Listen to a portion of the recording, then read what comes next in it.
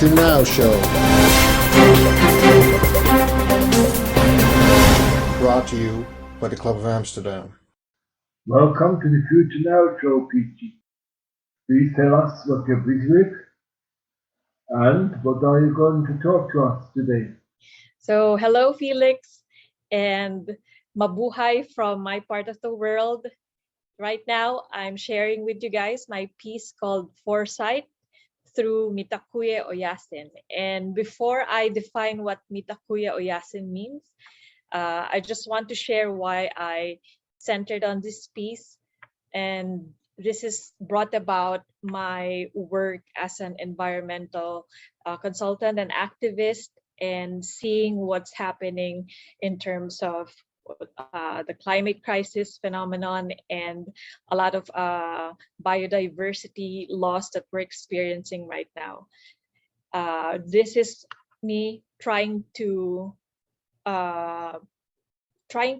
connect to the indigenous value of Mitakuye Oyasin in order to somehow, I would say, solve what we're encountering at the moment. And for me, I chose this because indigenous roots hold our identity, as well as ancient spiritual knowledge that touches heavily on living in harmony with nature and empathizing with the planet and her beings. It is with this concept that I would like to delve in when thinking about growing a foresighted mindset. It is my belief that if we are to democratize and create preferred futures, the bare minimum is to ensure a future with a good planetary health, because the planet is a non-negotiable variable for our survival and transcendence, regardless of our race, our culture, our status, philosophies, etc. It is our common ground, so to speak, and the one we all belong to, whose disruptions we commonly and equally feel in every corner of the world. Okay, so what is Mitakuye Oyasin? In the Lakota language, okay, the Lakota people of the Native American Indians, this is a phrase which means we are all related. And how it figures into what's happening right now. As Dr. Ian McGilchrist, he's a renowned psychiatrist and Oxford scholar.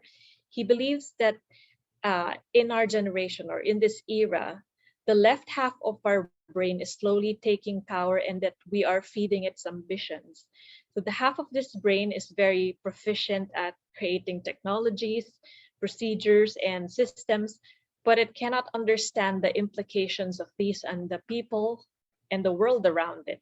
So this side does not understand implicit meaning and creativity, and fails to see the interconnectedness of things.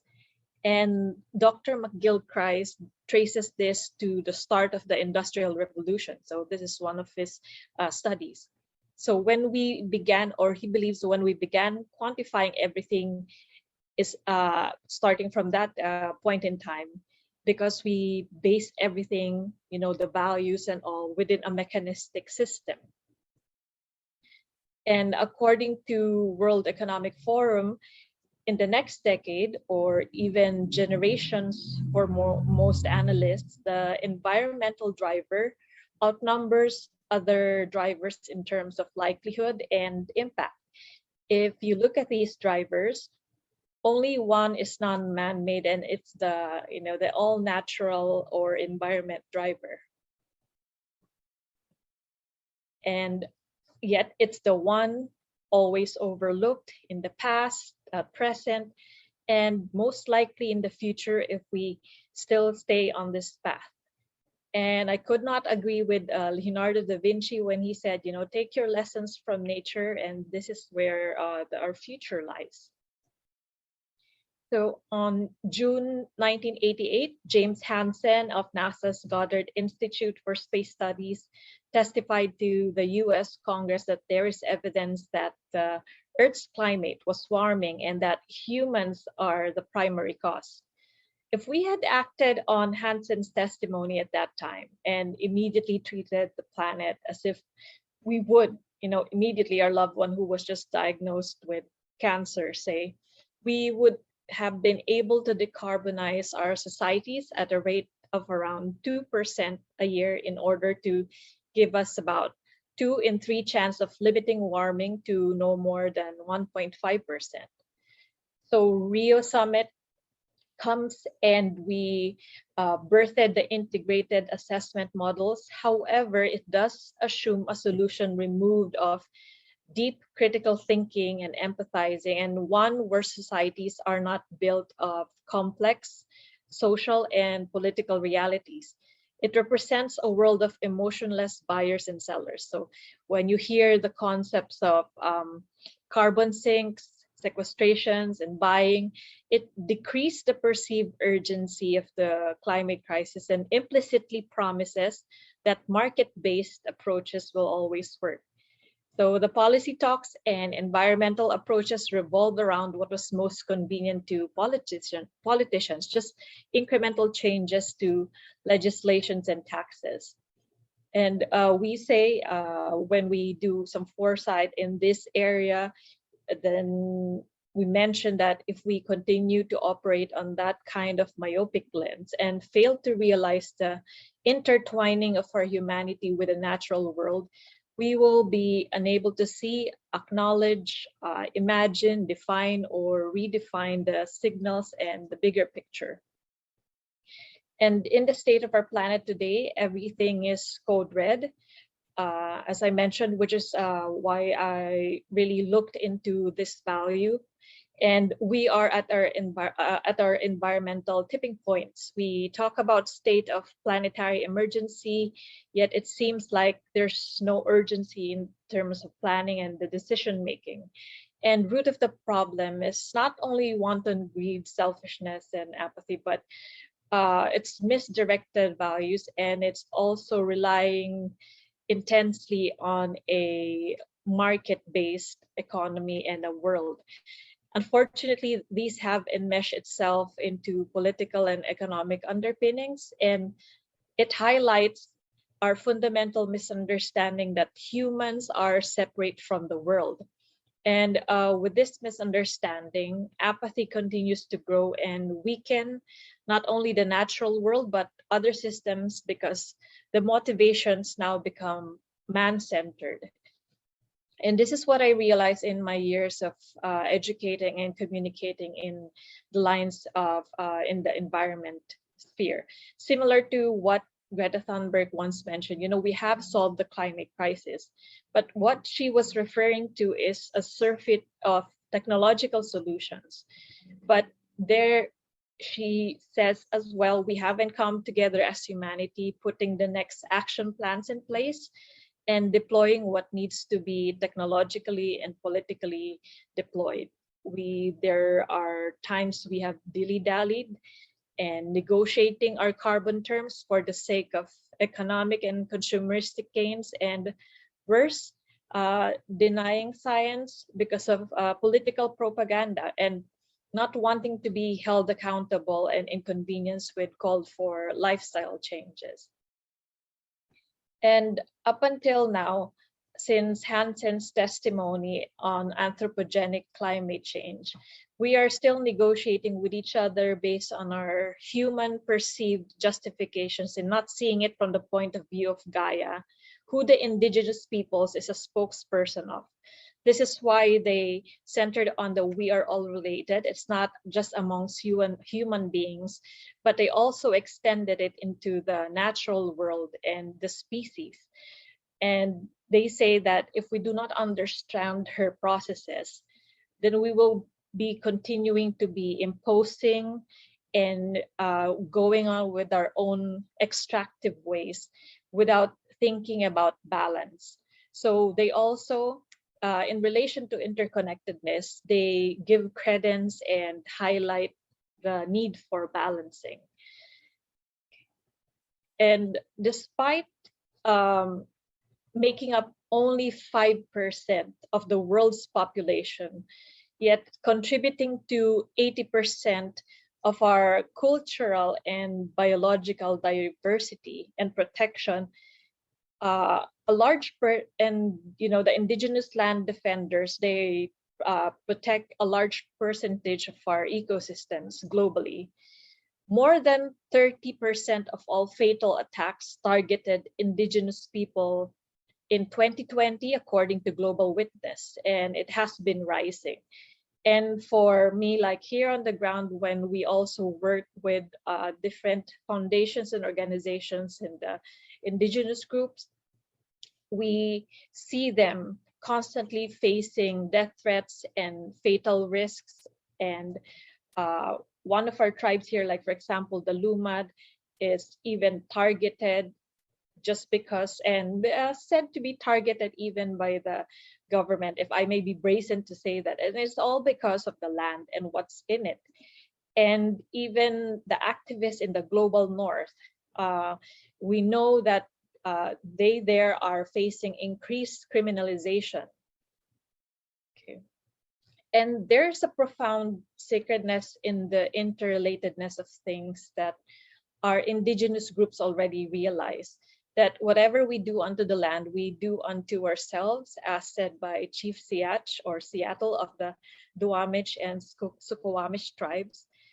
If we continue to ravage the earth and consume without regard, then we are also inflicting injustice to ourselves and others and to our future selves. So we are all connected in that complex web. And nature is always moving in accordance with its design.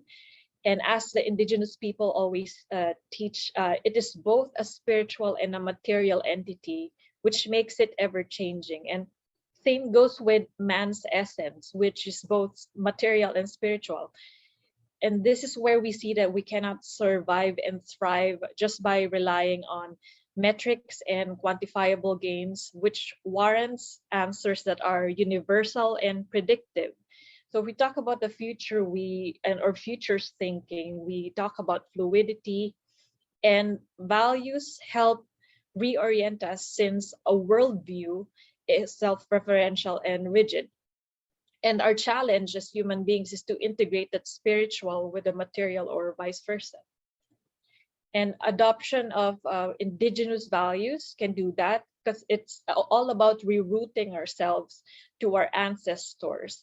And here in the Philippines, one of the indigenous terms or practice that we have is what we call, before or prior the colonization, is what we call animismo. So derived from the word animism. And we believe that everything or object in this earth is animated and alive.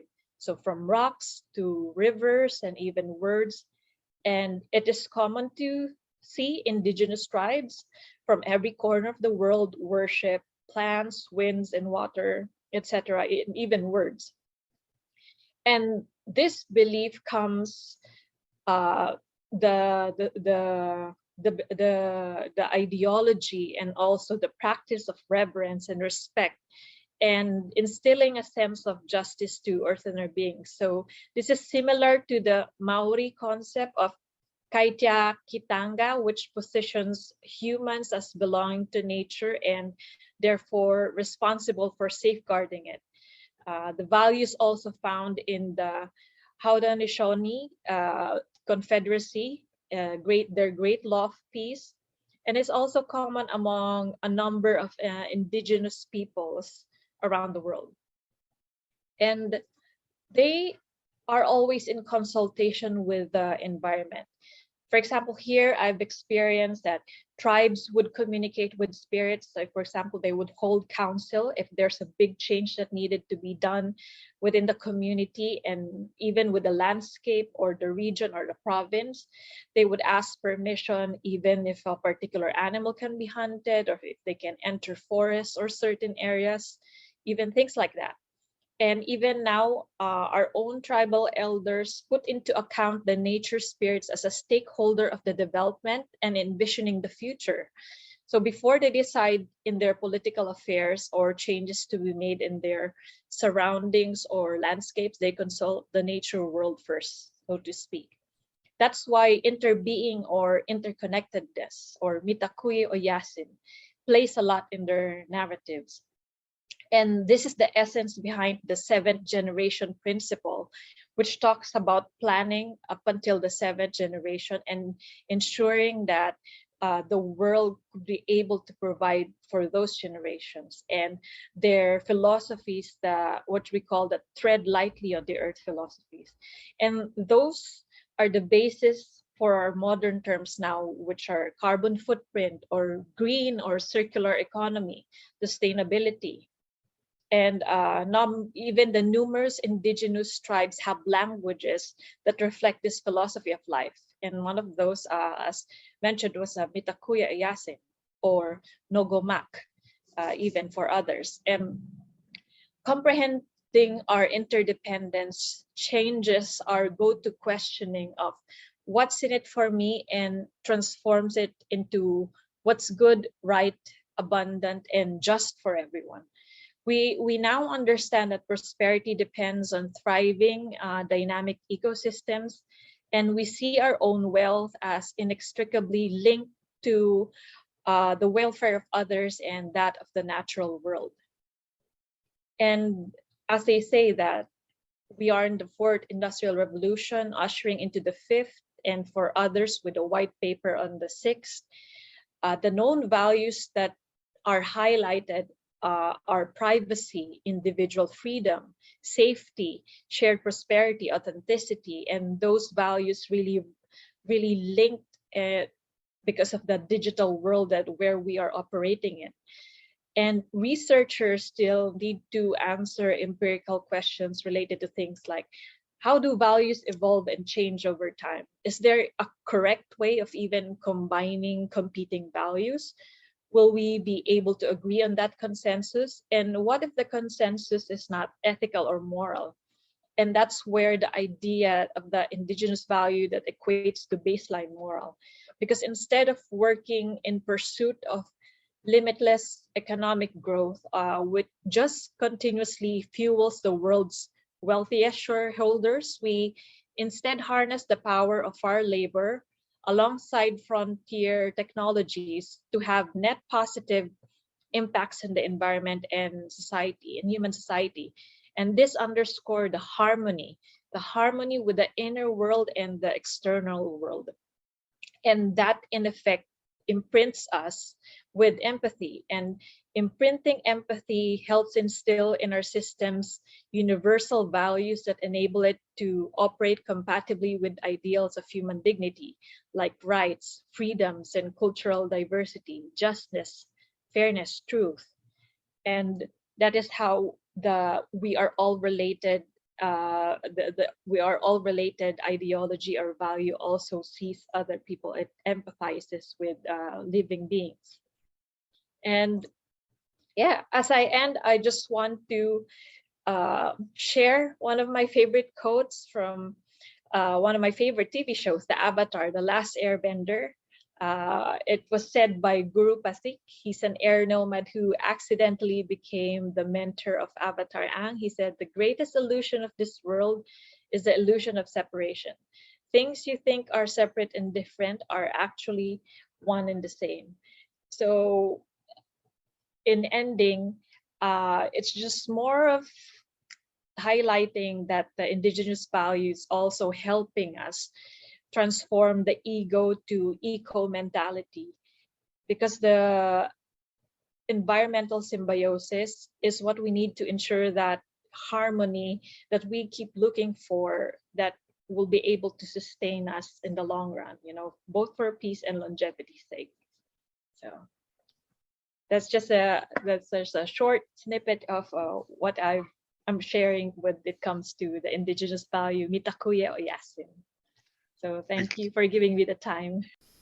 Peachie, thank you very much for sharing your insights.